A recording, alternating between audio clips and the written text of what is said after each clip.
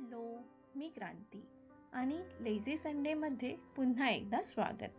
तर रविवारची सकाळ नेहमीपेक्षा फार उशिरा झाली, त्यामुळे झटपट होणारा नाश्ता बनवण्याचा मी विचार केला. तर झटपट कोणता नाश्ता बनेल असा विचार केल्यावर आठवलं, बरेच दिवस झाले कांदे पोहे काही बनवले नाही आहेत. मग ठरलं, आज बनवायचे गरम गरम कांदे पोहे आणि वाफाळलेला चहा. सगळ्यात सोपा आणि माझ्या आवडीचा नाश्ता. मग पट्टापट कांदे चिरले, मिरची चिरली आणि कढईमध्ये राई हिंगाची फोडणी देऊन त्यामध्ये कांदा मिरची परतून घेऊन बनवले ना गरमागरम कढईतले कांदे पोहे.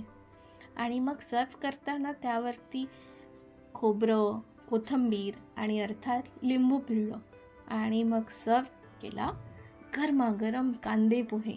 मग कसा वाटला तुम्हाला आजचा हा आमचा छोटासा व्लॉग?